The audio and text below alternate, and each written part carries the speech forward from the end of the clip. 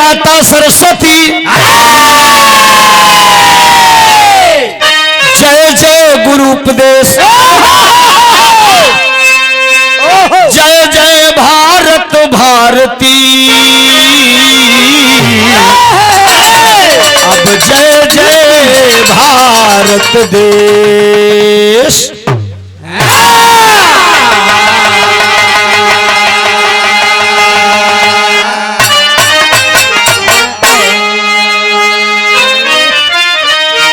शिव समान दाता नहीं, अजी विपत्ति विदारनहार, पर्दा मेरो राखियो, अब शिव बरदा के यशवा।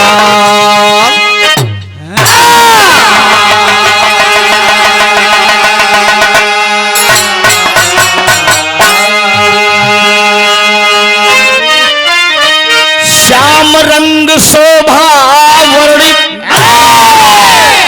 अज कौशल्या सुतराम, हलो जिन्होंने तालिका सुबाहु को, अज जीत लियो संग्राम।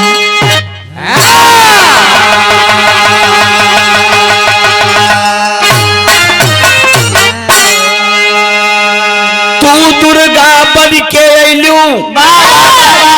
तोहरे बल पे भक्त चलावत भाला, अरे राउर अदालत बड़ी दूर बा, मैहर में हमसे सीढ़िया न चढ़ी जाला।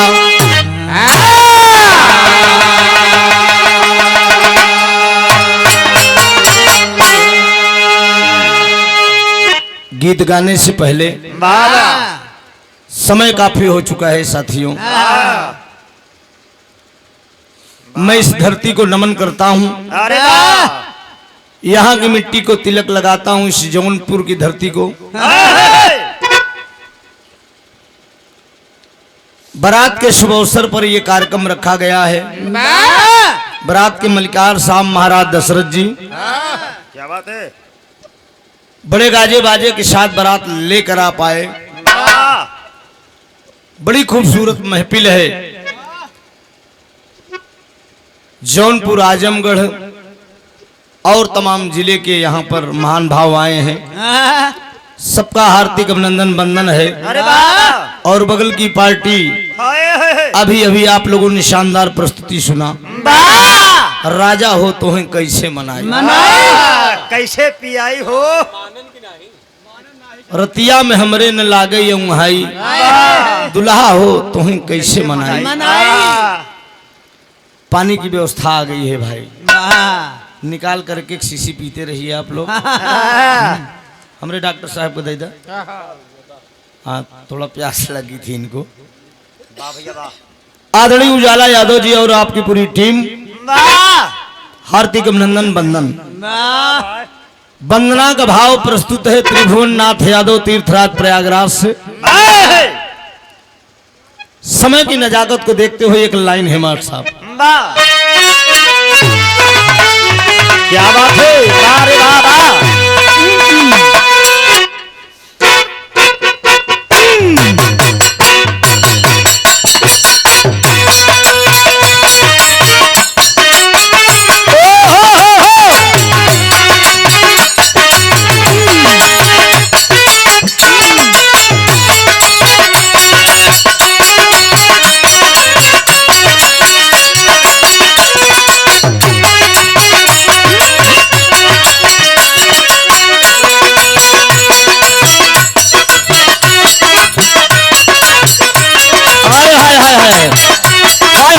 नदिया के पार मेरा गांव मेरा देश, हाय हाय सोनी और मोनी की जोड़ी अजीब। फिल्म अमीर और गरीब से लाइन ली गई है। हाय हाय सोनी और मोनी की जोड़ी अजीब, सजना अमीर सजनी गरीब।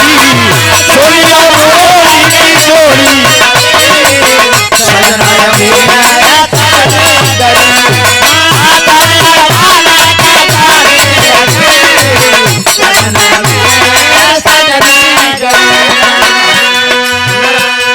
राजा। हाय हाय आया शरण विनती कर लो कबूल। हाय हाय आया शरण विनती कर लो कबूल। माँ हमको दे दो चरनिया की धूल।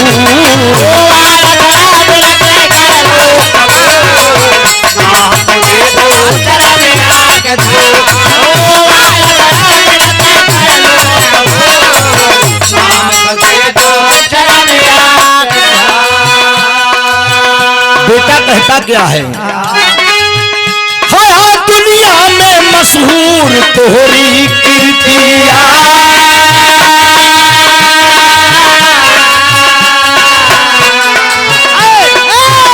मैया दुनिया में मशहूर तोहरी कीर्तिया। भक्तन के अपने लगवलू फिरतिया।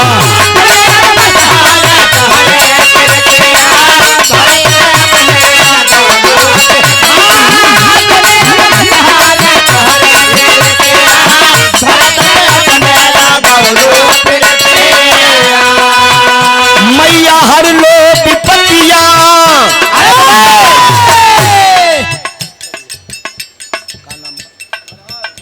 हर हर महादेव। आदरणीय शंभुनाथ चौरसिया जी, हर हर महादेव। हर हर महादेव। हाँ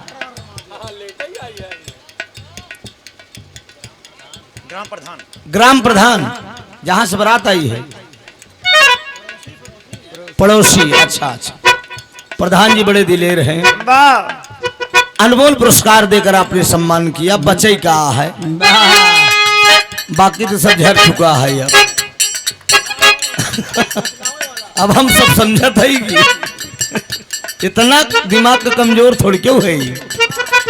जमन बच्चा खुचा हुआ है मिली ने हम इतना अंदाज त्रिभुवन लगाए लिए थे, ताम सब निकाल के धई देन की। हाय दुनिया में मशहूर तोहरी कीर्तिया।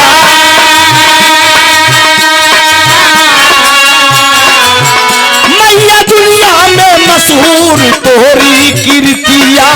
भक्तन के अपने लगवलू फिरतिया।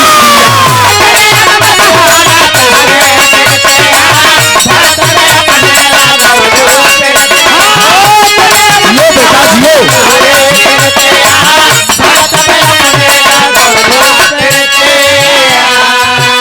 मैया हर लो विपत्तिया क्षमा कर दो भूल। मैया हर लो विपत्तिया क्षमा कर दो भूल। माँ हमको दे दो चरनिया की धूल।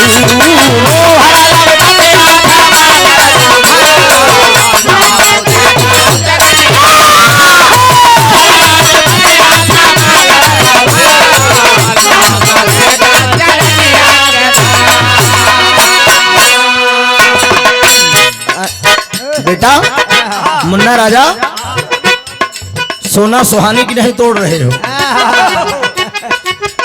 दूसरे लाइन में फिर कहना है। आंचल में तोहरे बा ममता के सागर।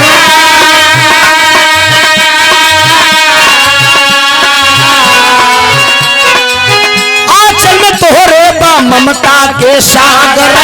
तोहरे कृपा से भक्त भइले उजागर। आंचल में तोहरे बा ममता के सागर।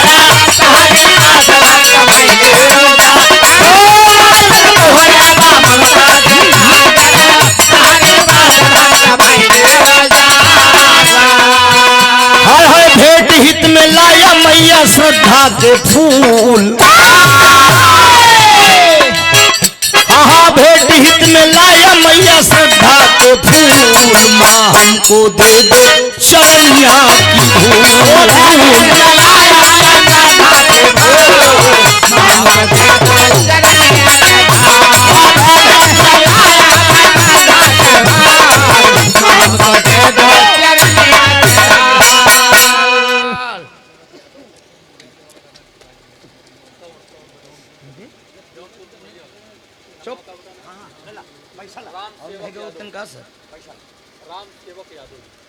आदरणीय राम सेवक यादव जी, कहां से?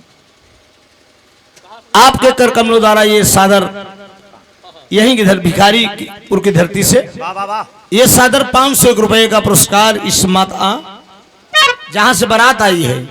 अच्छा, जहां से बारात चल कर आई है, कौन गांव से है भैया? हैदरपुर से। हैदारी भिखारीपुर कहा एक राय कह के बतावा। सादर 500 रुपए का पुरस्कार है। बहुत बहुत प्रणाम हो, आशीर्वाद की परीक्षा। तीसरे अंतरे में कहना है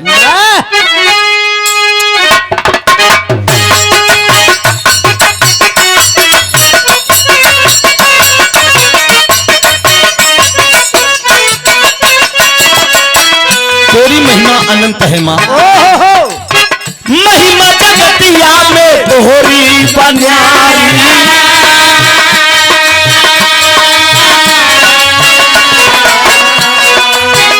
माई महिमा जगतिया में तोहरी बन्यारी।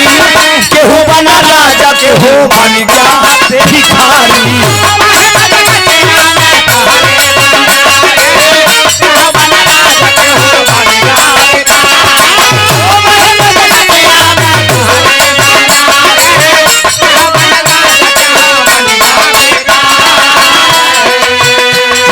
ज्ञान के सिवा न हमके चाही फजूल।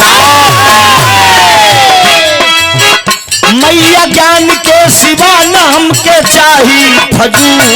माँ हमको दे दे चरनिया की धूल।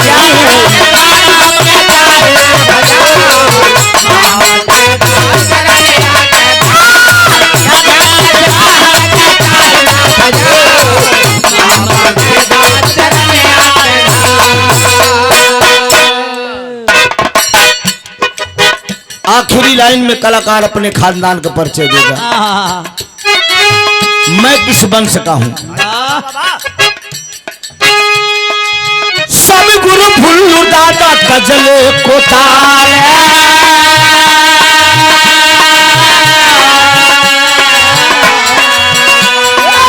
सब गुरु भुल्लू दादा कजले कोतारी।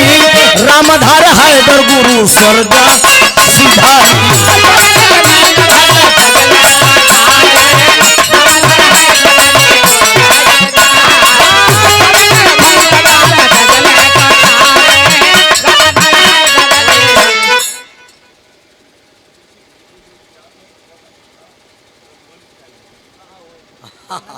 अबे तो हम माइन के बुलावत है।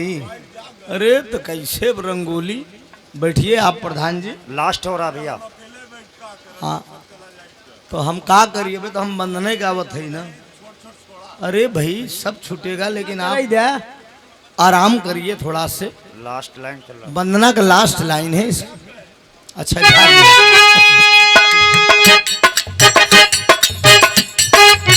सब गुरु भुल्लू दादा कजले कोतारी।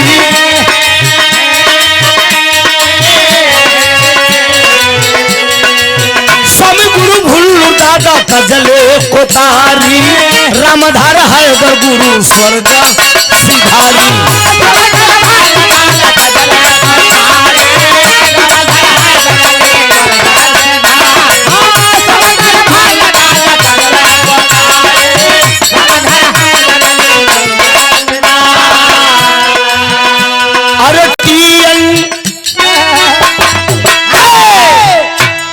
अरटियन को मैया क्षमा कर दो भूल।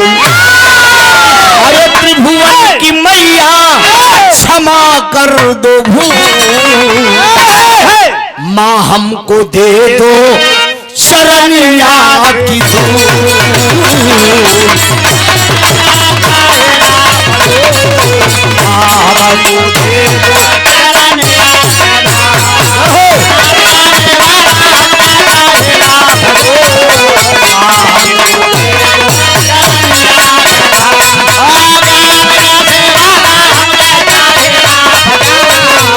माँ हमको दे दो शरणिया की धूल।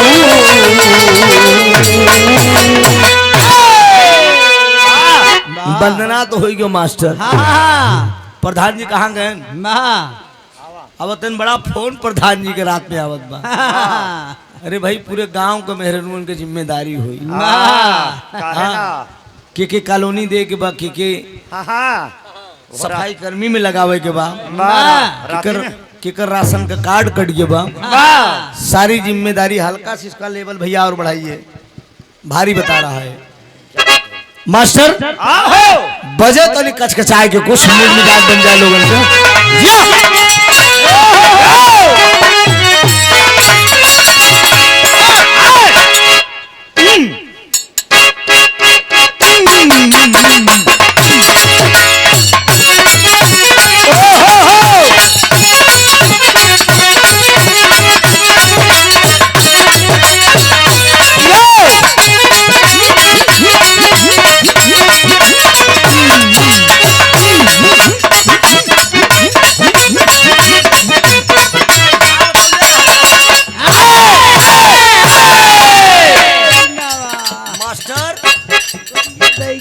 तू बतौले रहला कभी जी तैयार कैले रहला, तैयार बा। किसकी आप ही कमी मानूं कि इनकी कमी मानूं मैं? चलिए ठीक है, लेकिन ये बन्ना लिख के फिट किया है। बोल जा अपना, हाँ बोल जाइए। तनी सुना ये गौरा के सैया हो,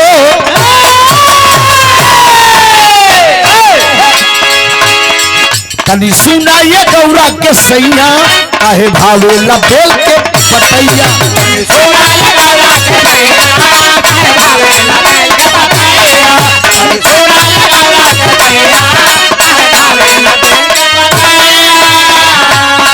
माता पार्वती इशारा कर रही है।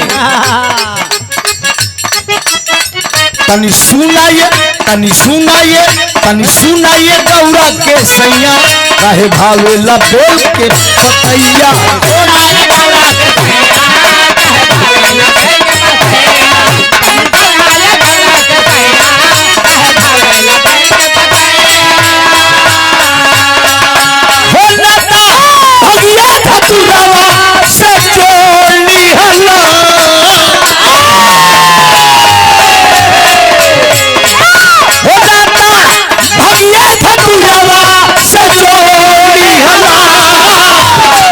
मन भावे लमड़ैया,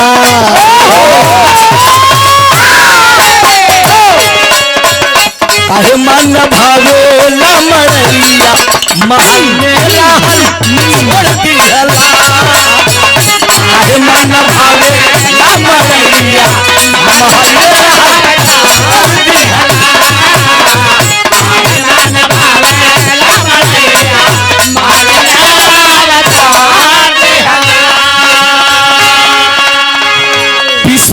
भगिया हमरो दर्द कर रही है, पौरा बालन हो।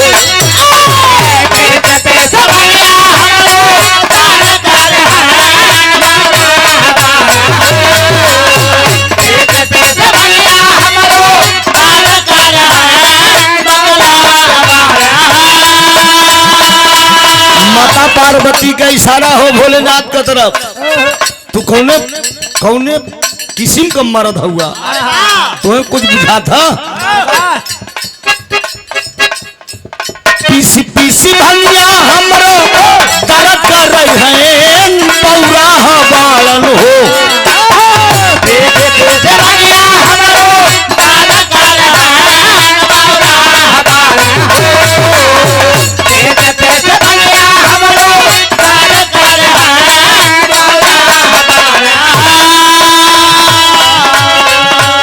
पीसी भैया हमरो दर्द कर रही हैं, पौरा बालन हो।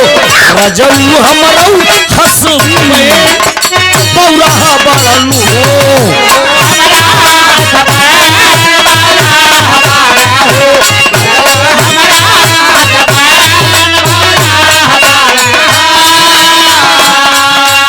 ये बात का इशारा हो।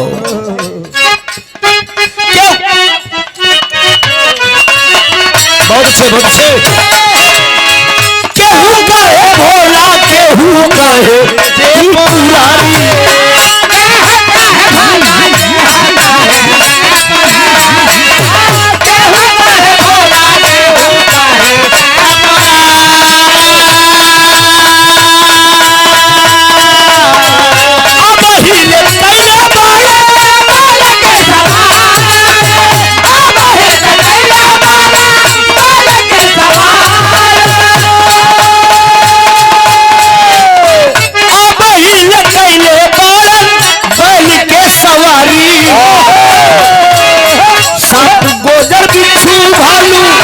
मैयन कर फैन बकलोल बाड़न हो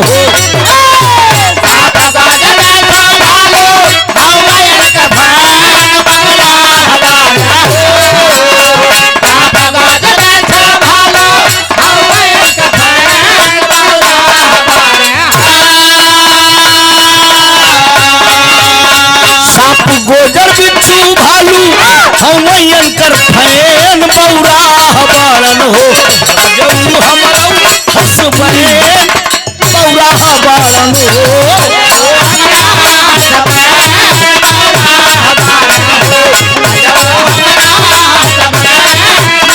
हेलो हेलो हेलो सूजी का पुजली कुआरे में भोली मंदिर भिनसारे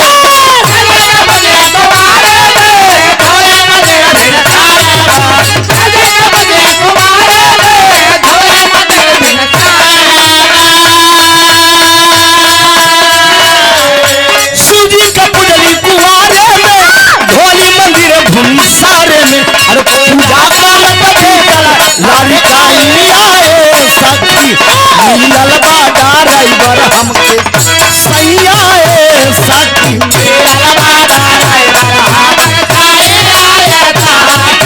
मिलल बाडा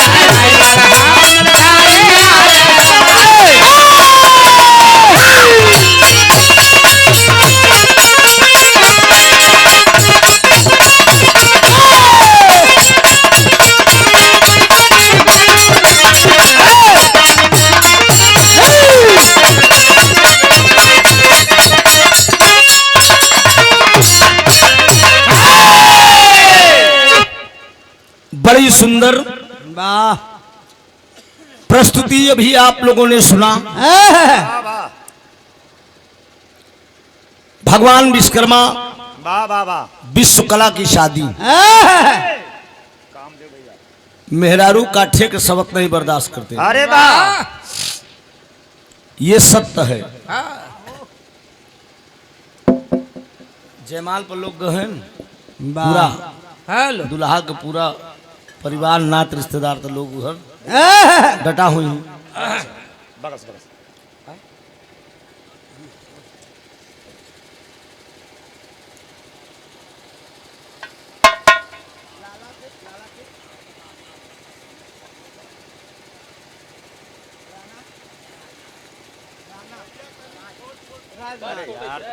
अरे बंद आदरणीय राजनाथ जी जायदा अरे उनकर मूड कुछ और बा। हो समझाता अभी ना उतरा यार समझा करा करो। पैसा खर्चा भाव अब ऐसे बोलोगे तो हो जाएगा। वाह ये पब्लिक है।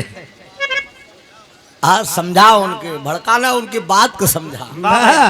हाँ जहाँ जैसा तहाँ तैसा ना बूझे तब मरद कैसे मन का समझा देखा कैसे। अच्छा तोरे बात पे एक ही कहानी याद आई कि प्रधान जी वाह वाह वाह कैसे भैया जैसे तुम मोछ ऐठत हुआ। हाँ एक बार मेरे इंडिया के एक पहलवान लंदन घूमने गया। अरे वाह इंडिया के भैया समझा। हाँ हाँ इंडिया के एक पहलवान लंदन घूमने गया। आदरणीय राजनाथ जी की तरफ से ये सादर 501 रुपए का पुरस्कार। क्या बात है बहुत बहुत प्रणाम। सब भैया का नमन आशीर्वाद की परीक्षा। पहलवान लंदन घूमने गया और जब लंदन गया ना तो लंदन में एक सेंट की दुकान दिखाई पड़ी। ए प्रधान जी तनी बात को समझा। और मुझ पे बोला था आपके लिए हाँ स्पेशल है और मुझ पे स्पेशल भाई मुझ नहीं तो कुछ नहीं। और भाई ने सुनला ये बतावा यार साफ बतो तोहरो सफाई बा हम बच्चा अपने ठग जाने ठगही के भाषा घूमेला मुछमुंडा काल के लवंडा। एक दुकान सेंट की दिखाई पड़ी। काउंटर पे गजब गजब का सेंट लगा था। वो पहलवान पूछा भाई सेंट की कीमत कितनी होगी। कौन बस ज्यादा नहीं। का बेटा ये मत बन खासिया बता चाय पिए कक्कू आवत है कक्कू कल सुना ये सेंट की कीमत कितनी होगी? कहें बस ज्यादा नहीं, केवल 20,000। केवल मेरे देश का पहलवान निकाल कर 20,000 रुपए दे दिया। ये लो, लेकिन सेंट मुझे चाहिए। कहें का करी, कहीं का करी से तो से मतलब नहीं बा। खाली सेंट दो। गया वो गोदाम, पैसा लेकर वो गया गोदाम से लाकर सेंट दे दिया। पहलवान पूछे लगे, कहले यार ये बताओ, ये जो काउंटर पर सेंट लगा है, मैंने इसकी कीमत 20,000 रुपए दिया था। कहन सुना, ये खाली काउंटर को 100 पीस का हो, गोदाम अंदर है, समझ रहे हो?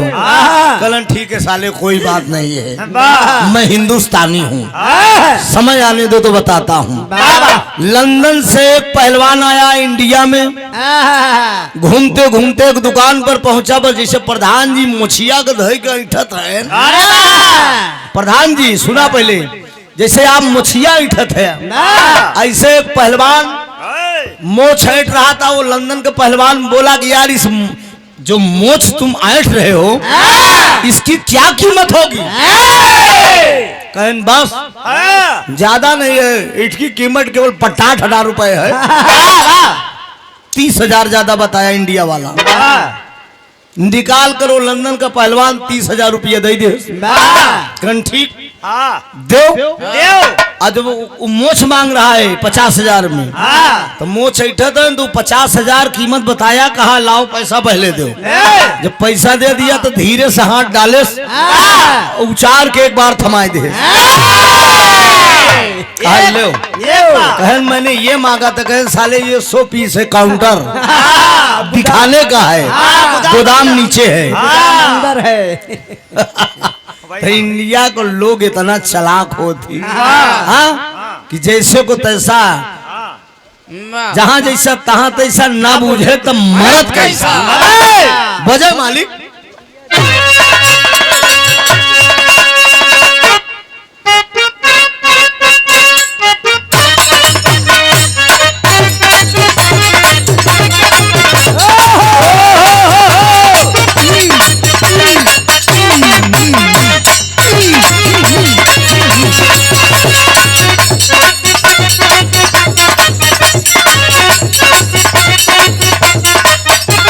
हेलो हेलो हेलो, मिंटू भैया ये हमारे राणा भैया का छोटे भाई है, छोटे भाई।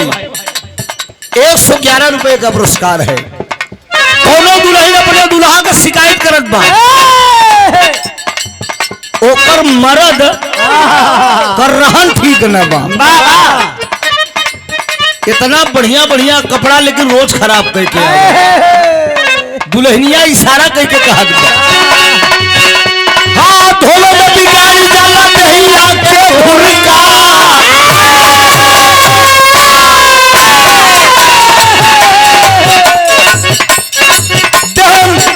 हाँ धोलो में बिगाड़ जाला दहिया के हुरका, बिगाड़ देला पान खाके, नया नया कुर्ता बिगाड़ देला पान खाके।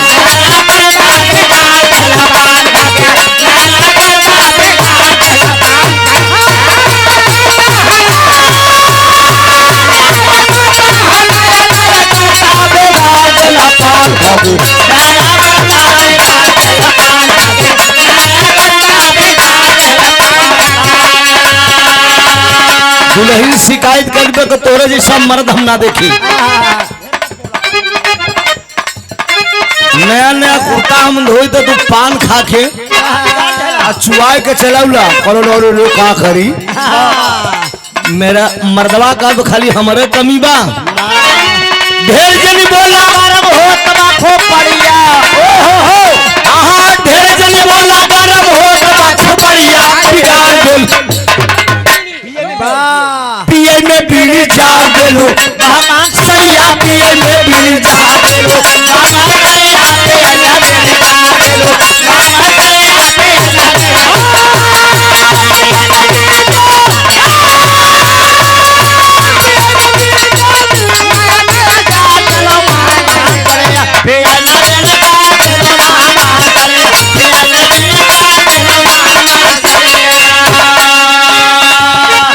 नाम हो का जन्म जलवा बाजना हो काजलवा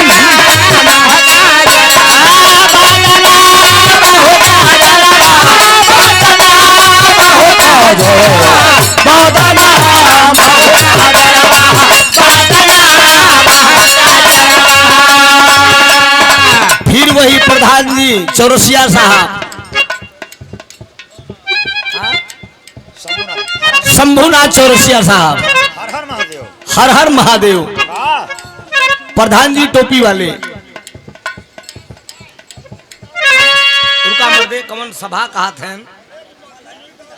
मल्हनी विधानसभा माननीय प्रधान जी के कार्यक्रम द्वारा ये अनमोल पुरस्कार 200 रुपए का पुरस्कार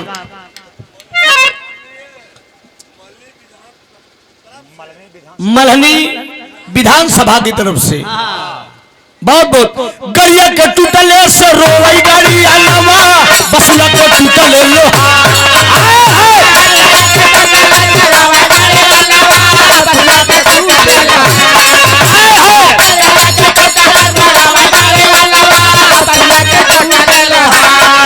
अरे ढील हो गया जो बोला तो रोवई का समिलिया ढील हो गया जो बोला तो रोवई का समिलिया कैसे चलाई रोजगार होगा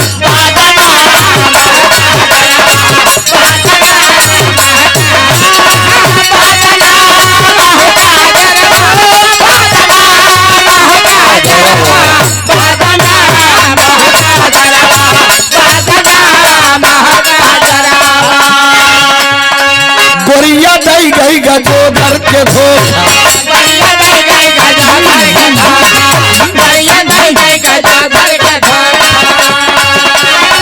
यार बोलावे बतावे सोखा यार बोलावे बतावे सोखा गोरिया दई गई गजो घर के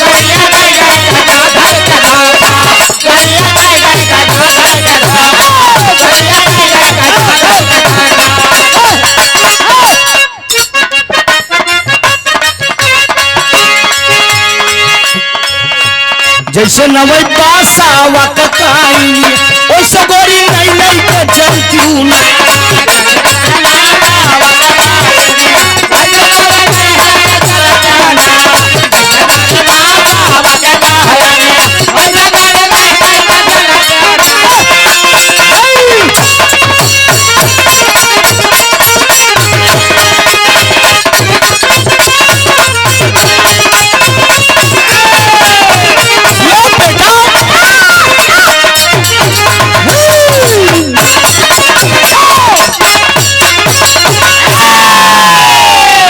बड़ी सुंदर आइए आइए आइए प्रधान जी आइए हाँ प्रोजेक्ट तेज होते हैं बोलिए बोला अरे तू बोला आदेश करा सब टरक लेके बैठाई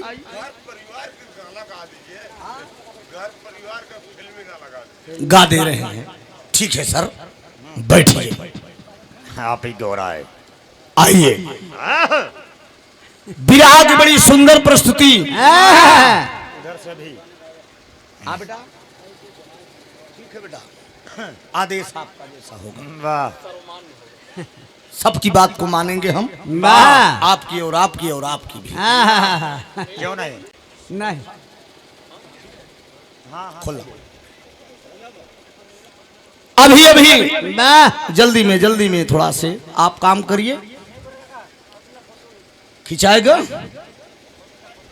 लास्ट है आप ना ठीक है जरूरी भाई ऐसा बा देखा गावे बजावे तो एक बहाना बा कम से कम फोटो खिंचाना भी एक वाह यही में सारा पैसा कौड़ी सुल रहा था हाँ। गाँव बजाऊ तो अलग बात बा कलम कम से कम ही हो कि भैया उजालावत है फोटो ये हो जाएगी हाँ भाइयों की भी इच्छा पूरी होनी चाहिए पैसा कौड़ी खर्च हुआ है कलाकार जल्दी कहाँ मिलेंगे हेलो प्रधान जी वाह वाह वाह घर परिवार के परिवार का कहानी बतावे चलते ठीक है परिवार के बाद देखा घर घर की ये कहानी है पूरा फिल्मांकन है सर। वाह समझिए परिवार के बाद देखा परिवार के अंदर कितना बड़ी गड़बड़ी होत बा। ठीक है, अभी अभी प्रस्तुति आप लोगों ने सुना उजाला जी से, भगवान विश्वकर्मा और विश्वकला की शादी, कामदेव रति की उत्पत्ति आप लोगों ने सुना। एक बिरहा रामायण से वाह वाह वाह पारिवारिक चित्रण होगा, बारात के मौके की बात होगी, हंसी गुदगुदी के साथ बहुत दिनों के बाद ये बिरहा गाने जा रहा हूँ। बारात के मौके की बात है, वाह वाह वाह आशा नहीं पूर्ण विश्वास है कहानी पसंद आएगी। आइए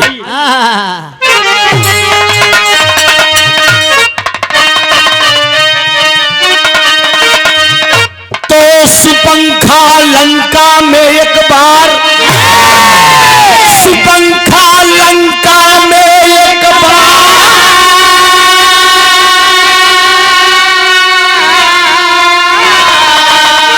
अरे विपिन विचरण का किहे से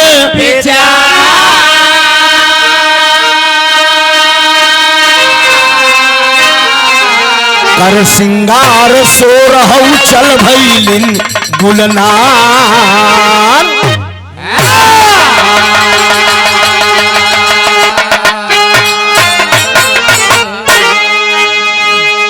एक बार त्रिलोकपति दशकंधर की बहन सूपनखा अपने जवानी के दहलीम में अपने भाभी मंदोदरी के पास पहुंची। मंदोदरी से कहला कि हमारा तनिक मन, कैसा मन है, क्या कहती है, लाइन है, लड़का कैसे दौड़त है हो? हेलो, लड़का नौजवान को दौड़त कैसे है? अरे गाड़ी जा रही है। अच्छा ठीक है, ठीक है भैया, आराम से निकला।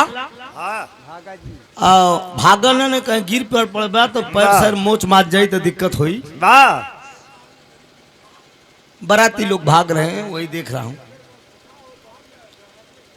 आइए, उनकी चक्कर में मत पड़िए, अपना काम कर रहे हैं, हम अपना काम करेंगे।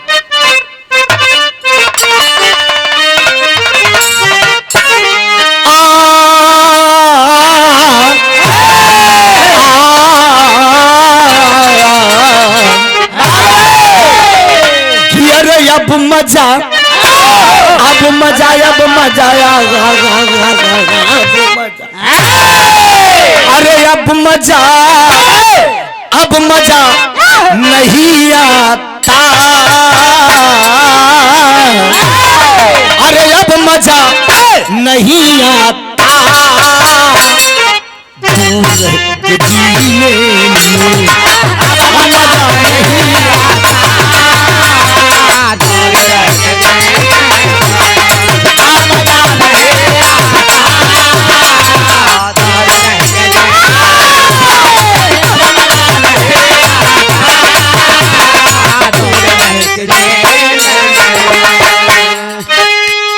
अरे अब मजा नहीं आता,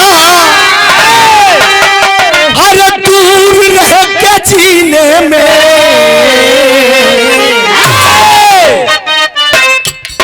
ला ला ला, अरे या खुदा बुला लेना, अरे मुझको भी मदीने में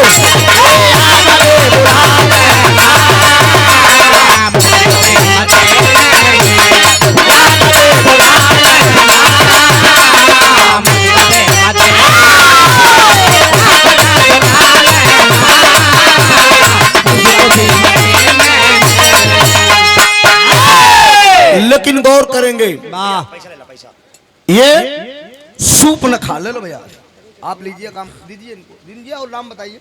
हमें कोई जरूरी है क्या, हम काम इधर कर रहे हैं। वाह क्या बात है। त्रिलोकपति दशकंधर की बहन सूपनखा अपने जवानी के दहलीम में है, अपने भाभी मंदोदरी के पास पहुंची है, और वो कह क्या रही है, अरे छोटी सी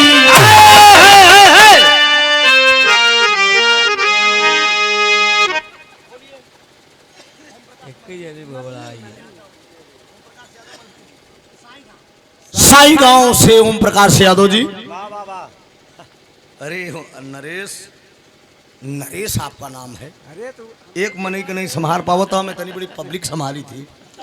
200 रुपए का हम उतनी जनता के भी डील कर रहे हैं और पूरी टीम को भी डील कर रहे हैं। क्या बात वो हमारे समझ है। वाह हाँ। 1 मिनट में बहुत उतार के ठेल दी। अपने स्थान पे इनके पगलवाई दी ना घूमने। अरे छोटी सी ये भौजी मोरी नान के, अरे छोटी सी एक अर्ज है मेरी, छोटी सी एक अर्ज है मेरी, भाभी मेरी मान लीजिए।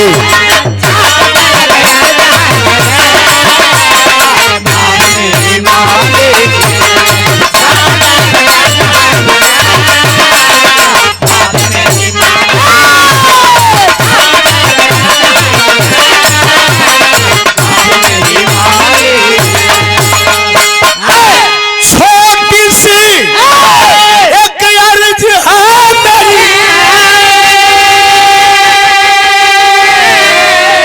अरे भाभी मेरी मान लीजिए। अरे घूमने ला ला ला घूमने बिपिन में जाऊं, दिल में यही जान लीजिए। घूमने बिपिन में जाऊं,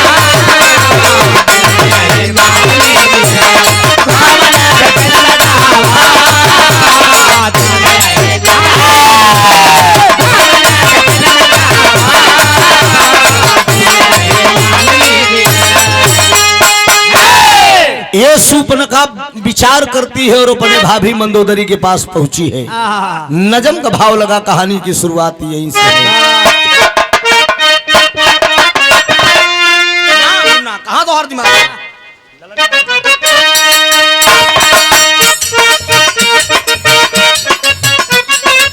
कहा मंदोदर हंस के इच्छा अगर तुम्हारी है,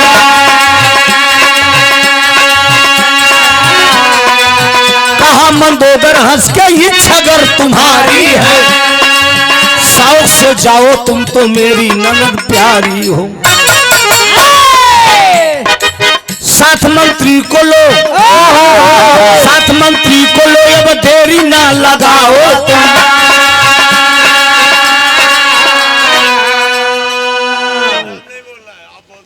साथ मंत्री को लो, अब देरी ना लगाओ तुम। शाम ढलने से पहले घर को वापस आओ तुम। मिला आदेश, मिला आदेश,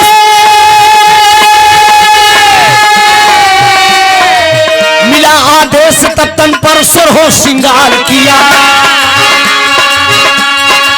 मिला आदेश तब तक पर सुर हो श्रृंगार किया। अकेली रथ पे बैठी राह को सिंगार दी। तनी बात को समझ ला, हमारे बिरहा में ज्यादा इधर उधर की बात न हुई। जो बिरहा के बेहद सुनने वाले होंगे वही पसंद करेंगे। बाकी छिनरी भौजी हाय हुकुर कोई आई और चल जाई। I am Shambhunath Chaurasia, I am सुनिंग। हाँ सुन रहे हैं।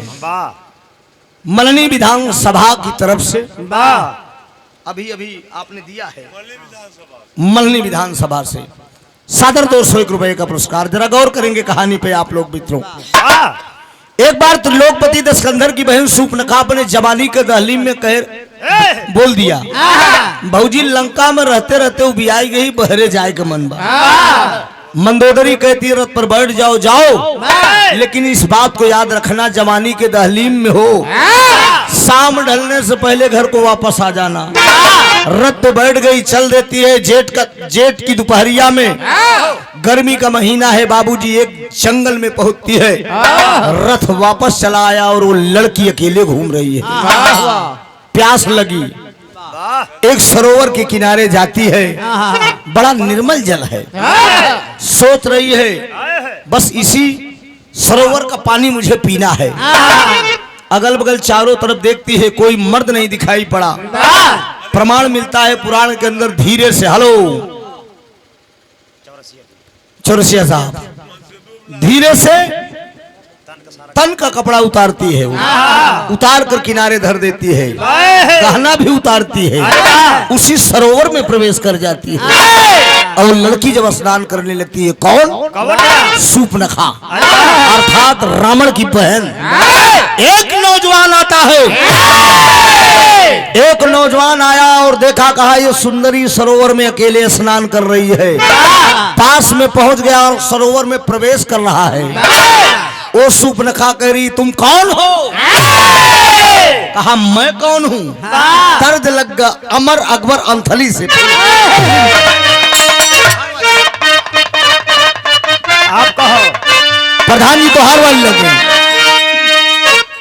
कि अरे तारीफ तेरी निकली है दिल से, तारीफ तेरी निकली है दिल से, आई है लब पे बन के सवाली, सीढ़ी वाले साईं बाबा आया है तेरे दर पे सवाली, सीढ़ी वाले साईं बाबा आया है तेरे दर पे सवाली,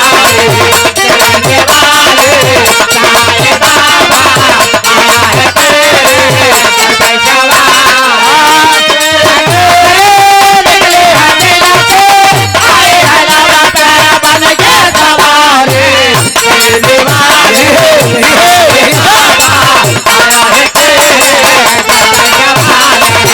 वाले साईं बाबा आया है तेरे दर पे सवाली।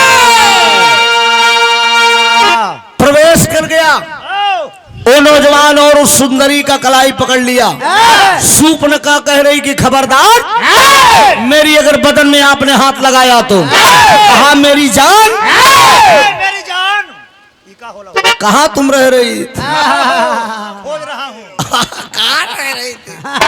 तेरे लिए ही तो मैं व्याकुल हूँ, मेरे प्रधान व्याकुल है। ओ विद्युत जीवा पतालपुर का राजा था, जरा गौर करेंगे, रामायण का प्रसंग है। वो कहता क्या है कि अरे आस लगाए बैठा हूँ कब से, अरे आस लगाए बैठा हूँ कब से, तू तो है मेरी सपनों की रानी, मेरा सब कुछ के निछावर बाहों में लेके अपने गवार।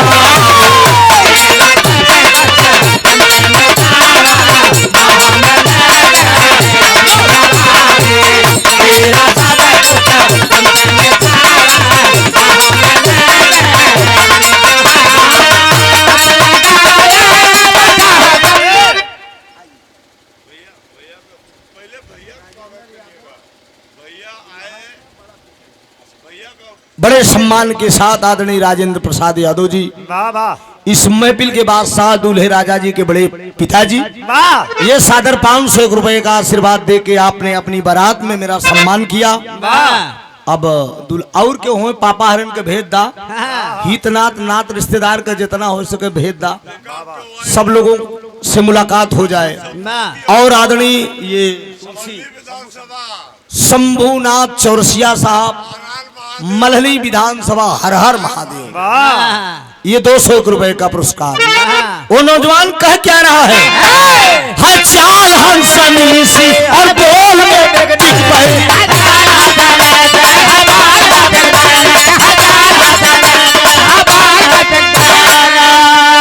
हर चाल हंसनी सी और बोल में पिग बहनी, बिलबा हमें झुलाए दिल को नहीं चैन,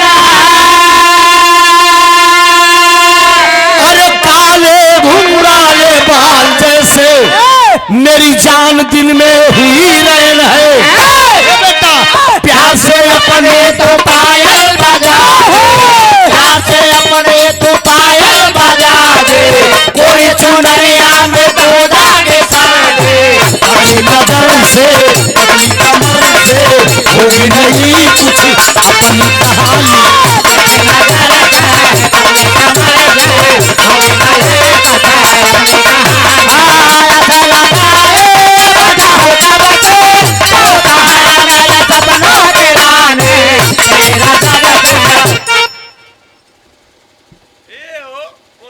जवाब ना दिया फोन पे पूरा काजल लगा ला। हाँ। तो तेरे पास हो तू है बजा दो।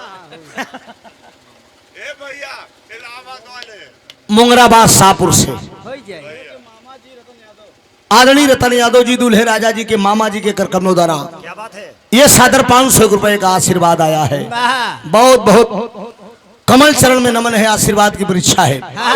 प्रधान जी तू टेंशन न ला, एक एक बात का जवाब दे, एक एक गीत का जवाब दे। वो सूता था ये हाँ ना सूत न दे, बुआ बैठी है जगाए रहा। हाँ भैया जागत रहो। ना ना अगर सूत गए तो आज बल्लम फरसानी करी टेंशन मत रखा। सबसे ज्यादा ना लेके ना खीरा खीरा हाँ बहुत देर लगा था। हमरे पास खुदे 10 पैरा बा। बोल कहीं ले खलीफा जी। हाँ का कहीं नहीं। बोल कहीं ले ये अरे काजल हम भूल गए का हो। हाँ हाँ हाँ ये बूढ़ा काजर लगाए ला। हाँ फिर ना आई जवानी बगी अगर जवान है ये अरे राम जी, राम। बिल्कुल जवान हाँ। यही जवाब दे दो। दई दे अच्छा दे दीजिए बाबा। हाँ बिरहा चला था मर मार देखता है लगा दो।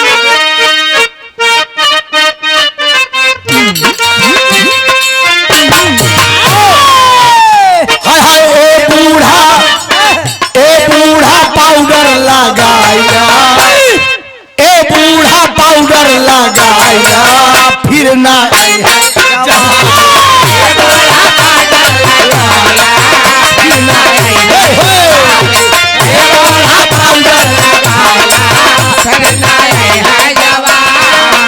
कहाँ उभर जाता है, बालों जैसा बाल नहीं है। ए प्रधान दा मर्दे गवाए गोहरे हेर हो नाचत है बेमा बरधा की नहीं। बालों जैसा बाल नहीं है, शैम्पू का जे करता है।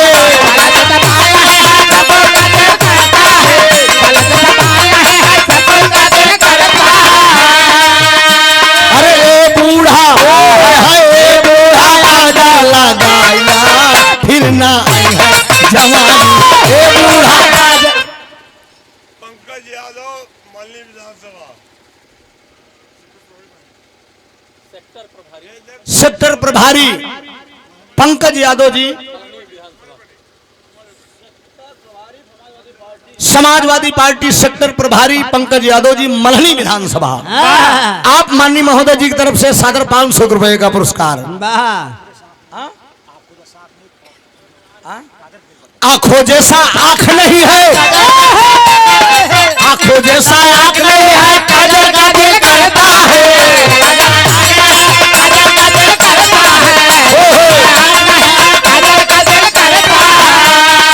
ए प्रधान इधर देखा, पिछवाड़ा न दिखावा, इधर दिखावा।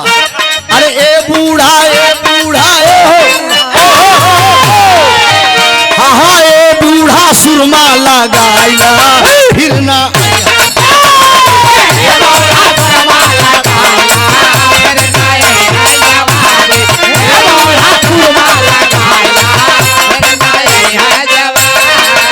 अरे काजा नहीं दे, काजा नहीं दे, ई सहारा वाली का जरा काजा नहीं दे, सहारा वाली का जरा काजा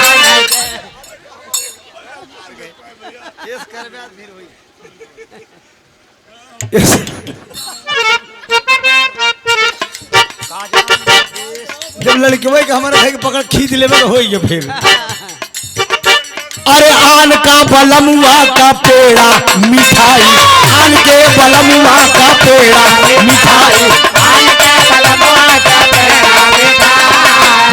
अरे अपने बलम के प्रधान, अरे अपने बलम के भेवाई दे बजरा काजा नहीं दे, सहार वाली कजरा काजा नहीं दे, सहार वाली कजरा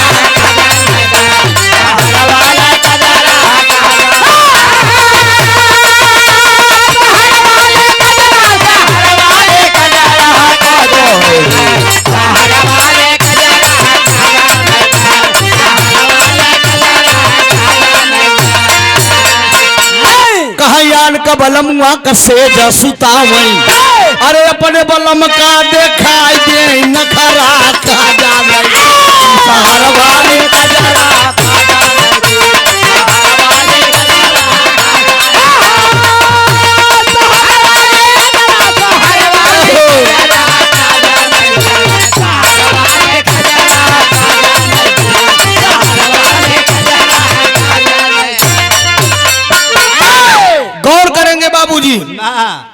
ओ पतालपुर का राजा विद्युत जीवा, बिरहा के लाइन पे आप लोग ध्यान देने। पतालपुर का राजा विद्युत जीवा वाह सूपनखा की कलाई को पकड़ लिया। आदरणीय जनजन में समाज में सम्मान पाने वाले शंभू चौरसिया मल्हनी विधानसभा जौनपुर शेरे जौनपुर। हर हर महादेव शंभू 200 रुपया शंभू हरे बरबस करई चरौरी लेकिन ना माना बेईमान। कोरी चुदरिया दागी करके छोड़ दिया शैतान।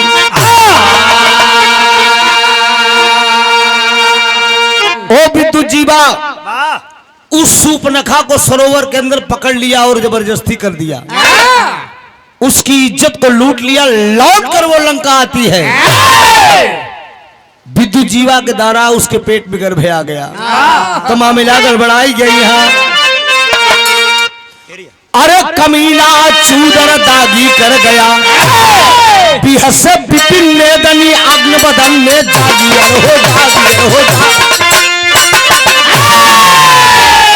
बिहसे विपिन मेदनी अग्न बदन में जागी, कमीना चूदर दागी कर गया। लौट कर सूपनखा आती है, विद्युत जीवा के द्वारा उसके पेट में गर्भ आ गया, तो लाइन चेंज हो गई। आए हाय अब देखा भी हो जवाब दे चलते ना, अब गाय रहनु जाला ना, कहा झकोरा मारे झूलनी। हमरे प्रयागराज का मशहूर गीता कहा झकोरा मारे झूलनी, वही साड़ी लहराए रे झकोरा मारे झूलनी, साड़ी लहराए रे झकोरा मारे झूलनी, साड़ी लहराए रे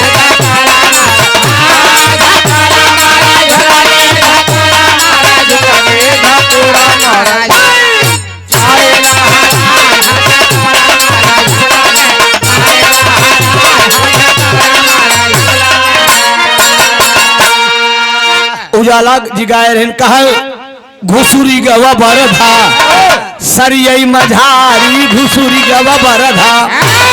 एक लाइन हमारी तरफ से बा कहा अरे गजब की हूँ बहिनी, वह चीन्ही ना भातार हो गजब की हूँ बहिनी, चीन्ही ना भातार हो गजब की हूँ बहिनी। ये प्रधान क्या बात है, ये हो सही है।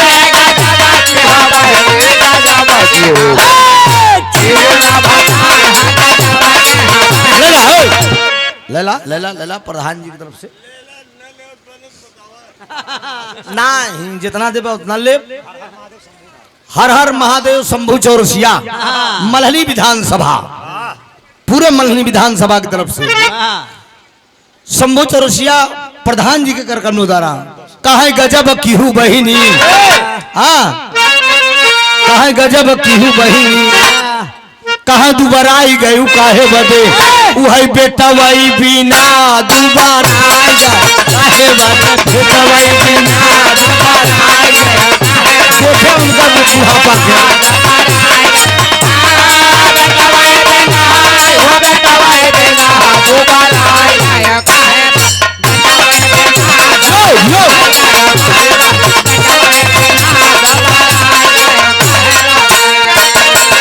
कहा अरे लिखल गोरी पतिया, वही राजा पारादेश हो लिखला गोरी पतिया, दुल्हा पारादेश हो लिखला गोरी पतिया।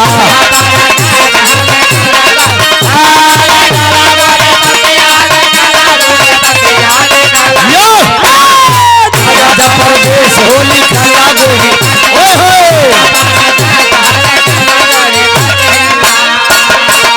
सुनने वाले बड़का भैया दुल्हन प्रधान जी और का कहत बा, कहत नंदी के बीरनवा घरे आई बेटी नाही,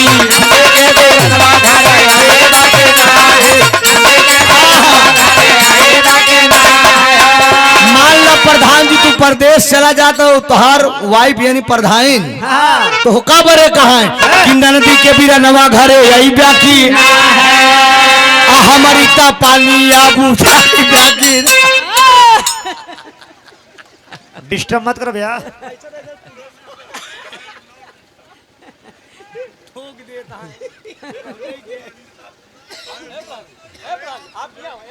यही ना चाहिए सामने कैमरा लगा जहिया आयु जाए आप। हाँ हाँ हाँ तो घर हो तो लड़के वाक जिन ठोका ओके बड़ा होता तो पाले है। हाँ कहा बदन पियर आई गया वह गोल हो गया भारी बदन पियर आई गया गोल हो गया भारी बदन पियर आई गया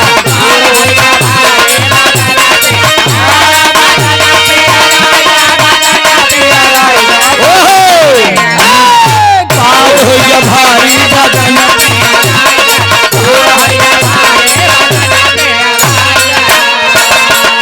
कहा एक माह बीतले दूसरा बीती जाई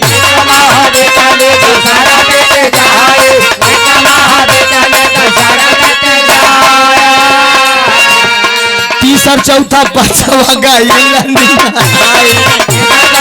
बेटवा राहुल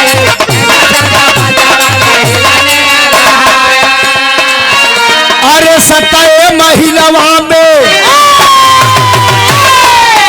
हो 7 महीनवा में रहा नहीं जाई बदन पियर आएगा भारी बदन पियर आएगा यही हो यही हो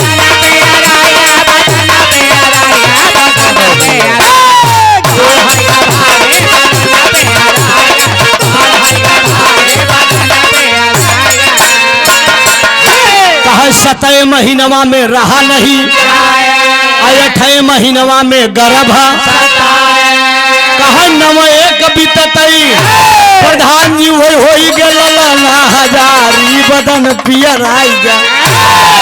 अरे राजू इतनी मेहनत करे पैदा तो कई दे हाँ उठता हा गिरता हा लड़का पैदा हो गया समझा समझा सूप न खा के धीरे धीरे मामला गड़बड़ाई गया। एक दिन मंदोदरी की निगाह पड़ गई मंदोदरी सूप न खा से कहा कि बिट्टी कैसे ऊंच खाल हो गया कहा मंगिया में तोहरे न पड़ला सिंधुरवा अबीरना के या पाने कटाई लूनी कुरावा बिरना का या पाने कटाई लूनी कुरावा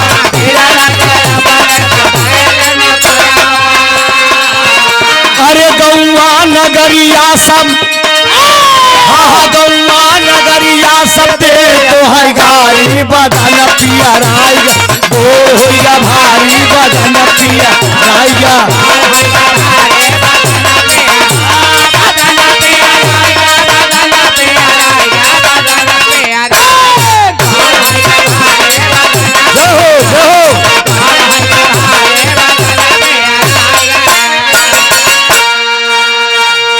मंदोदरी सूप न खा सकाई पगली कहाँ अंड बंड कह दे तोर बिया नहीं भवे वे मनसेधु को मुंह नहीं देखूं आई कहाँ अंड बंड कह दे।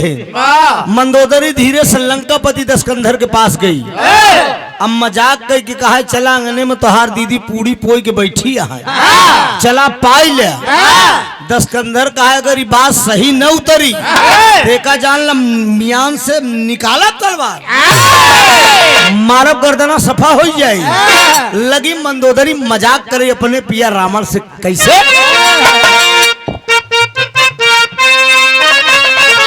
अरे देखो देखो देखो आया बाइस्कोप देखो दिल्ली का कुतुब मीनार देखो बम्बे शहर की पैसा न हो तो उधार देखो लेकिन मंदोदरी मजाक कर रही है अरे देखो देखो देखो आया भूचाल देखो अरे तोहरी बहिनिया बेकार देखो रोज रोज घूमे बाजार देखो तोहरी बहिनिया बेकार देखो रोज रोज घूमे बाजार अरे कैसे कब हुआ देखेबो हे सजा कैसे कब हुआ देखेबो अरे कैसे कब हुआ देखेबो हाँ कैसे कब हुआ देखेबो हे सजना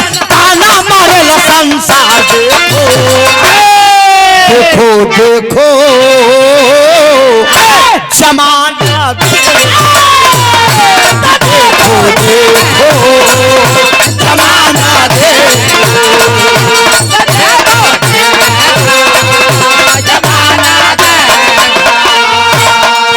एक बात और कहा दिया मनोदर, लग रहे हो बेटा, लग रहे हो। बचपन में तू ख्याल किहाना खोजना बहनोई, तुम में दाग लगाई बहिनिया बोला बेटा हो।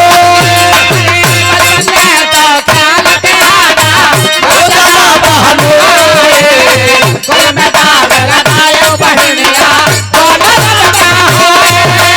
बचपन में तो ख्याल बिहाना खोजना बहनोई, तुम में दाग लगायो बहनिया बोला बेटा हो।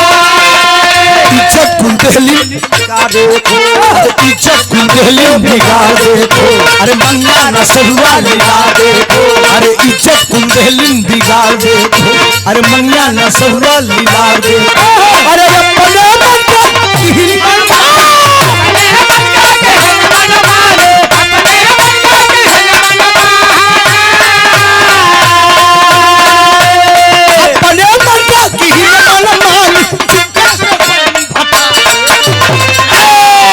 देखो देखो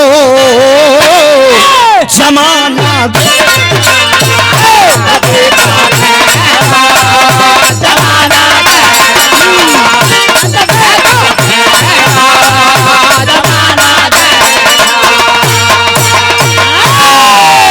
और ये अनमोल पुरस्कार भाई पंकज यादव, छोटा भाई पंकज यादव जी, वाह वाह वाह। मल्ली विधानसभा, मल्हनी विधानसभा, वाह विधानसभा भिखारीपुर मल्ली, भिखारीपुर मल्हनी। हाँ बस है ये सादर 100 रुपए का आशीर्वाद हमें और हमारी पूरी टीम को सम्मान किया गया। वाह बहुत बहुत वंदन अभिनंदन है। वाह। सूपनखा की बात को देख के कि अब बिया नहीं भय करे मुझखाल हो जा। उछखाल हो गया। वाह।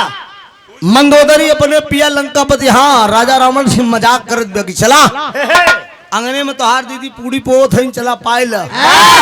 आगे आगे मंदोदरी, पीछे पीछे लंकापति राजा रावण। जब आए देखे बाबूजी तो सूप न खा के एकदम पेट में गरम सूप न खा। प्रधान जी दिखाई से सूप न खा के एकदम नियराई गया। नियराई गया। जनाई लाग। म्याऊं से तलवार निकाल लिया। आए सूप न खा, कौन तेरी ऐसी दशा किया? कहा भैया वही जंगलवा में की मिला रहा, उसका नाम क्या था? कहा वो विद्युत जीवा उसका नाम था। कहन तूने मेरा नाम नहीं बताया? कहन बताए लेकिन तन क्यों डेराबे न भ हरामी जबरदस्ती कही गया। निकाल दिया घर से, 10 कंधर अपने घर से मार के भगा दिया। फटही लुगरी पहन के बियाबान जंगल में वो घूमने लगी लड़की।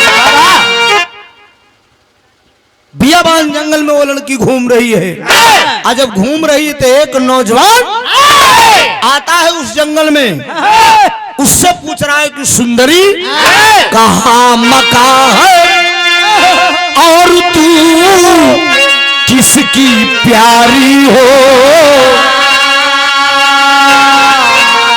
विपिन में घूम रही क्यों तू मारी मारी? हल्का से लागू कर इसको यार, मोटा बोल रहा है। मुड़कर वो लड़की देखती है और पहचान जाती है। श्रीमान जी आप मुझसे पूछ रहे हैं? इसको और मोटा है भैया, पतला करिए, थोड़ा सा साफ करिए और हल्का से बढ़ा दीजिए। वो सुंदरी पूछ रही है आप मुझसे पूछ रहे हैं मैं कहाँ की रहने वाली हूँ और क्या मेरा नाम है? कहा राजा रावण की बहन अब मैं बनी भिखारन हूँ। लूटा था जिसका चमन पिया मैं वही अभागन हूँ। मुझे सूपनखा कहते हैं। मेरे भाई का नाम रावण है। मेरा भाई मुझे घर से भगा दिया। याद है वो मंजर सरोवर में जब मैं स्नान कर रही थी, आपने मेरी इज्जत लूट लिया था। आपका गर्भ मेरे पेट में पल रहा है। इसी बदौलत मेरा मेरा भाई मुझे घर से भगा दिया है, मैं कहाँ जाऊं। ये बात जब वो नौजवान सुनता है विद्युत जीवा कि मेरा गर्भ तेरे पेट में पल रहा है, तो कहता है सुनो सुंदरी, हंसी हंसी के गोरी का कोनो दुल्हन अपने दुल्हा से सवाल करत बा। हाँ, अर्थात प्रधान जी से सवाल करते हैं कि हंसी हंसी के गोरी कहे मान सैया पतिया भारी नाता हालाती बढ़ादा तीन पतिया। हंसी हंस के गोरी कहे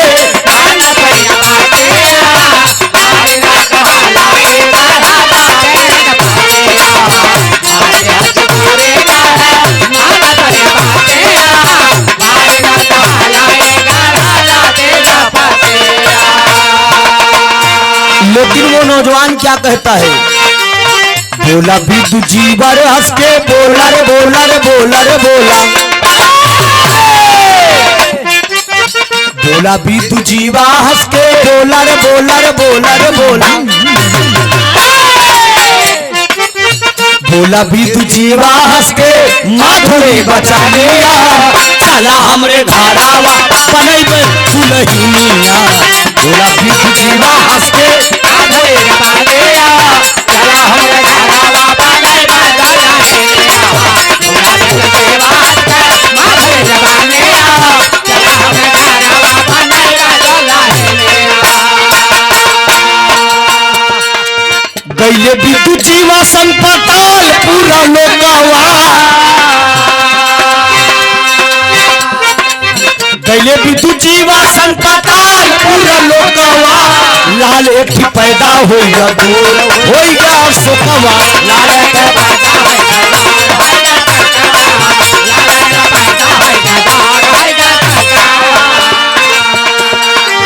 लवण सूर नाम जेकर जाने रे जाने रे जाने रे जाने, मंसूर नाम जेकर जाने सारी दुनिया, चला हमरे घरावा बनैबे दुल्हनिया। मंसूर नाम जेकर जाने सारी दुनिया, चला हमरे घरा। हाँ प्रधान जी ठीक हो।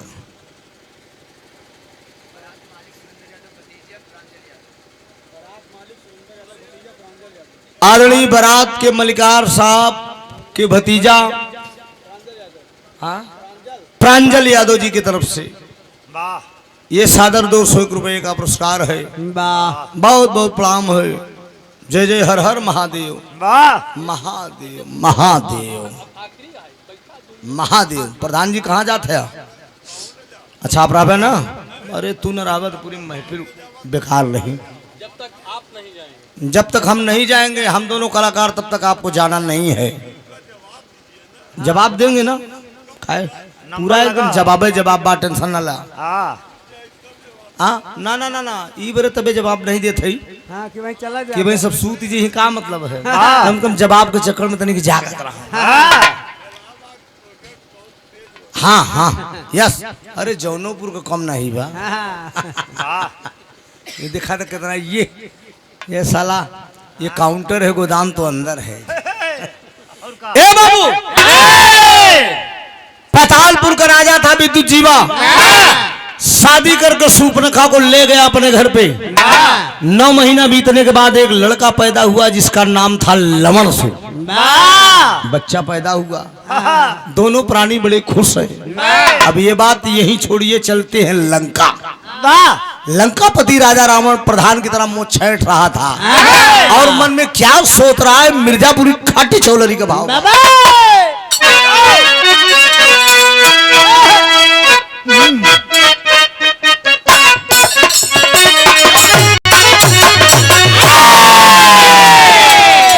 यह झलक बात बा। बारी उमर कमर लचक करिया,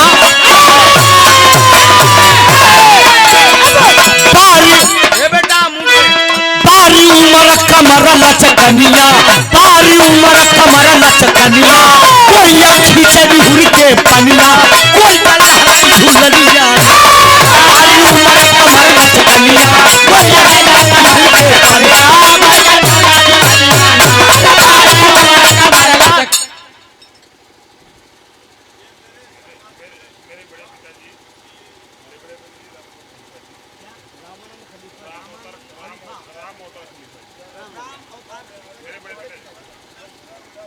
पंकज यादव जी नेताजी के बड़े पिताजी आदरणीय राम अवतार खलीफा, आप माननीय बाबूजी के कर कमलों द्वारा ये सादर 500 रुपए का पुरस्कार आया है। बहुत बहुत आशीर्वाद की वृक्षा है, आशीर्वाद दे के हम बच्चे अपनी कला में कामयाब हों। अरे पापा हमें बोला मैं पानी बहाना हो करना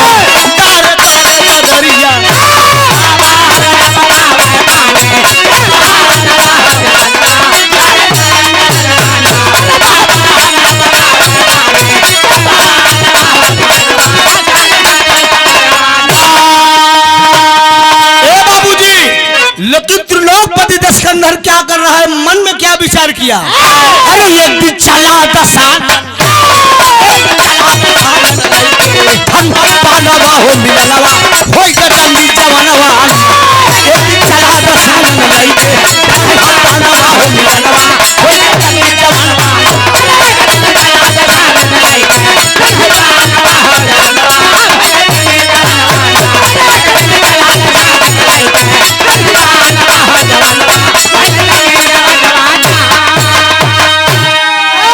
बियाबान जंगल में वो जब जाता है तब तक बड़ा एक शेर दिखाई, तब तक बड़ा एक शेर दिखाई। राम पीछा किया है, राम पीछा किया है, से पतालपुरी में जाई पितु जीवा का नजर पर जाई, पितु जीवा का नजर पर जाई। राम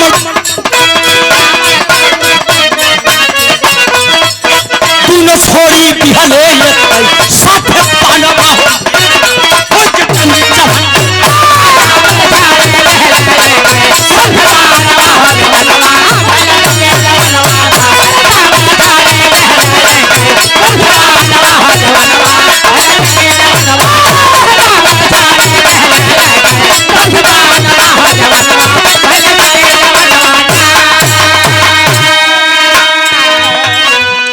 शेर उस रास्ते से गुजर गया, आगे आगे, हेलो बेटा, आगे आगे शेर, उसके पीछे विद्युत जीवा, विद्युत जीवा के पीछे रावण जा रहा है।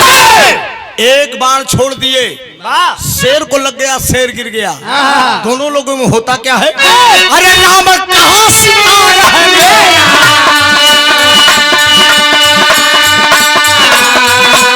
रावण कहां शिकार है मेरा, विद्युत जीवा कहाई नहीं मेरा, विद्युत जीवा कहाई नहीं मेरा। तूने रहा पीला जुझार मरे माराई पे फैन उतारा, मरे माराई पे फैन उतारा।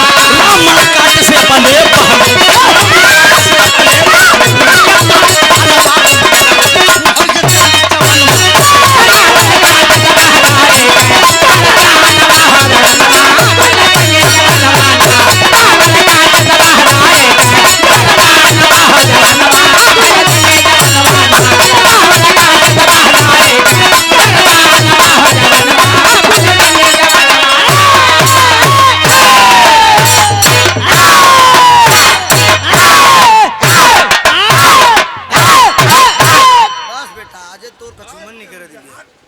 बारे सोना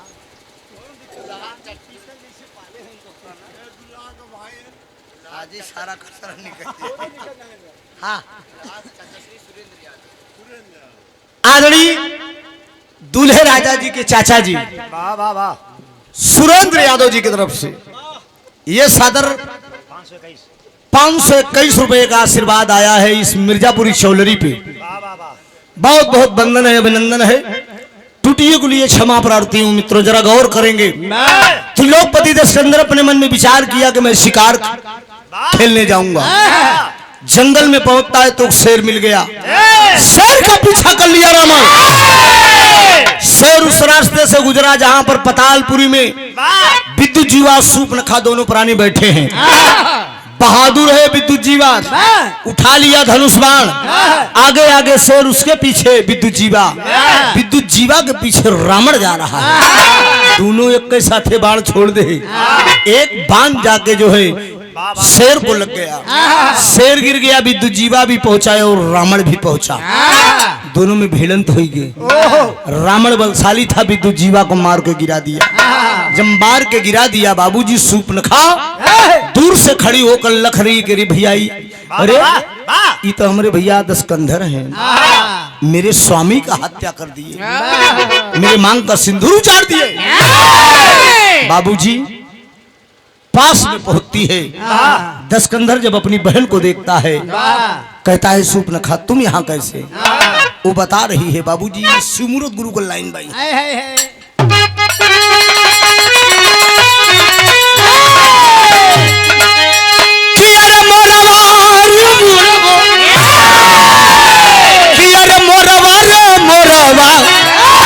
अरे मोरवारी वह छोड़ी दा मोरी नीला के कोरा, मोरवारी छोड़ी दा मोरी नीला के कोरा।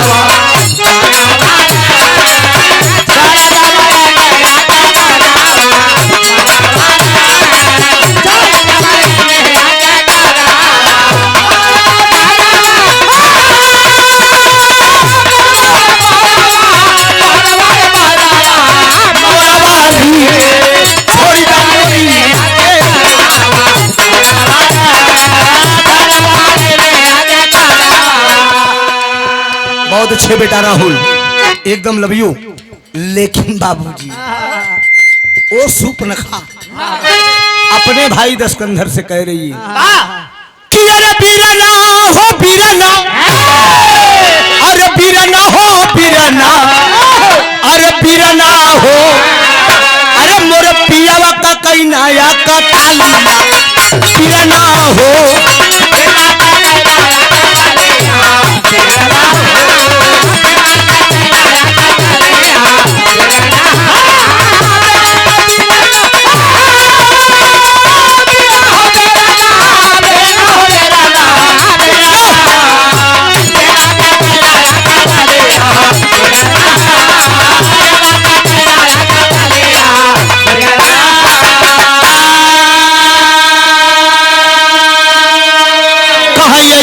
भागन जगतिया में भैली, हमसे अब हमरे मालिक सलूर छीन, अरे बीरना हो, अरे अब न बजी पौआ में पयालिया।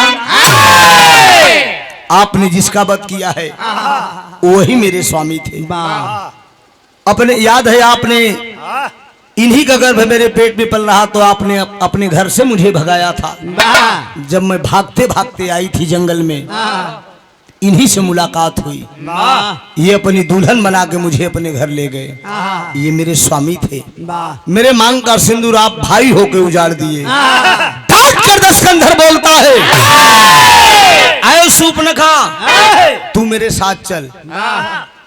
कौन तेरा स्वामी, कौन तेरा पति? मैं तेरी शादी बड़ी धूमधाम से करूंगा। गौर करेंगे बाबूजी, रावण तो जिद्दी था, वो घमंडी इंसान। डांट कर रावण के डर से सूर्पनखा लंका में आ रही है बाबूजी।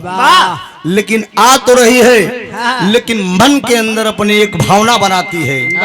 मन के अंदर अपने ठान के एक बात आ रही कि ठीक है रावण, तेरे कहने पे मैं तेरी बहन सूर्पनखा लंका चल तो रही है, लेकिन याद रखना जिस तरह से तूने मेरी दुनिया उजाड़ी है, मेरे मांग का सिंदूर उजाड़ा है, याद रख लेना जब तक तेरी मैं पूरी लंका नहीं उजाड़ दूंगी, मेरा भी नाम सूर्पनखा नहीं। मन के अंदर ठान के प्रधान जी आती है तो होता क्या है।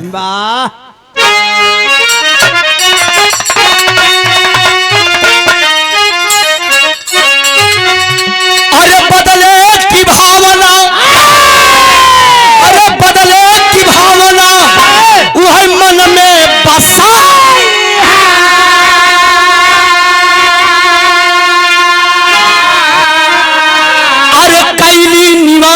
सौ है पंचवटी जाई हो कैलिना सौ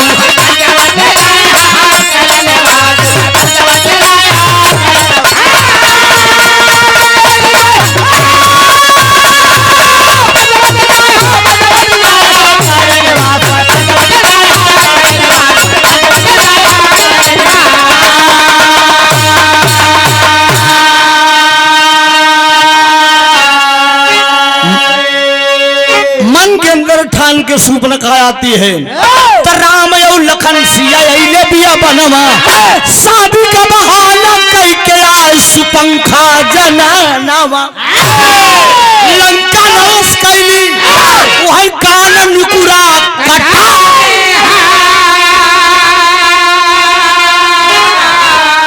कैली निवास वह पंचवटी जाई हो कैली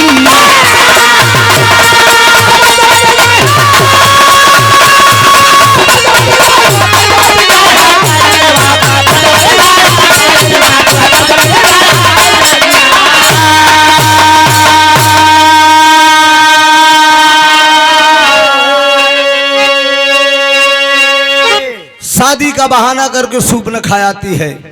भगवान राम लक्ष्मण सीता जब पंचवटी में कुटी बना कर रह रहे हैं, कहती मैं कुंवारी हूं, मुझसे शादी कर लो। राम इशारा किए लक्ष्मण के पास जाओ। लक्ष्मण की भी शादी हुई थी, लेकिन इशारा कर दिए बाबूजी, नाक कान लक्ष्मण कतर दिए। 70 पूत 72 नाती जे करे रह गए दिया नबाती। तो सूपनखा जब पंचवटी में गई थी, वो कुंवारी नहीं थी, वो शादीशुदा थी, एक बच्चे की माँ थी। उसके पति का नाम विद्युत जीवा था। लमणसुर नाम का एक लड़का भी पैदा हुआ था।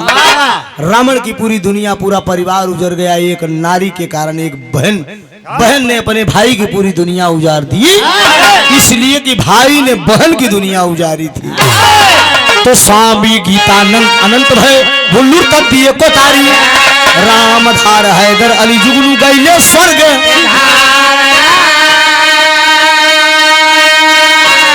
अरे कमीना चूदर दागी कर गया, त्रिभुवन नाथ कवैया गुरु चरण अनुरागी। कमीना चूदर दागी कर गया।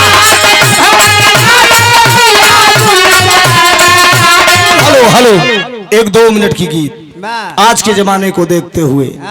प्रधान जी जमाना कैसा चल रहा है, इसमें मेरे गीत में भाव मिलेगा। 2 अंतरे का भाव है।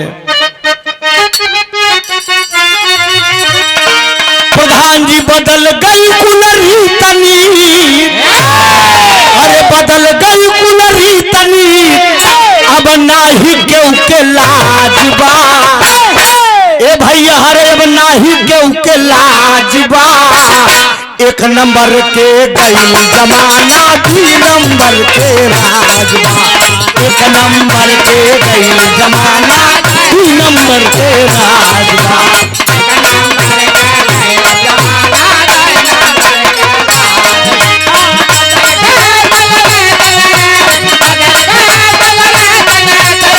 नाही केहू के लाजबा, नाही केहू के लाजबा। 1 नंबर के गई जमाना, 2 नंबर के राजबा। 1 नंबर के गई जमाना, 2 नंबर के राजबा। इशारा हो।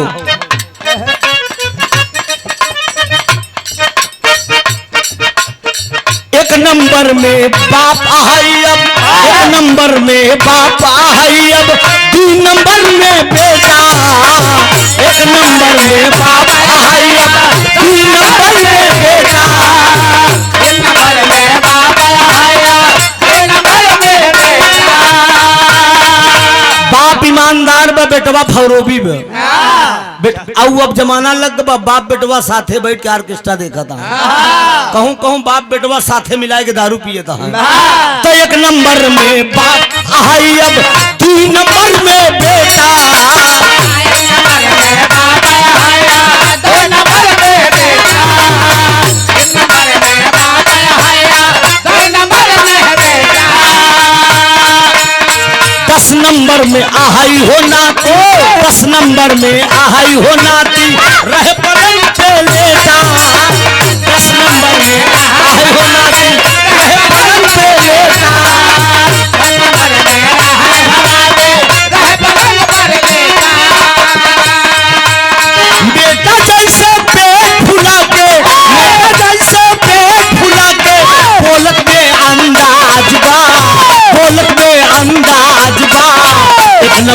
के गए जमाना, 2 नंबर के राजबा। 1 नंबर के गए जमाना, 2 नंबर के राजबा। 1 नंबर के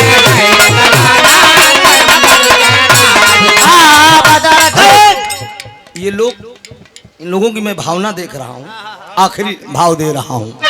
नहीं, भावना आपकी मैं अच्छा खासा देख रहा हूँ। झूठ का झंडा गली गली में, झूठ का झंडा गली गली में मंगला फहराए।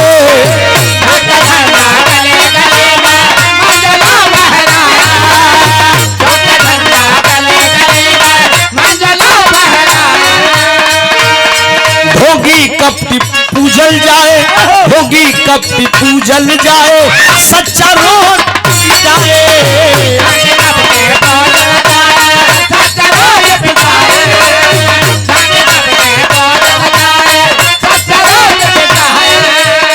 पियन कहे दुसुल्ला भैया, पियन कहे दुसुल्ला भैया, दुनिया के दस्तान बा, दुनिया के दस्तान बा। 1 नंबर के गए जमाना, 2 नंबर के राज बा। 1 नंबर। धन्यवाद।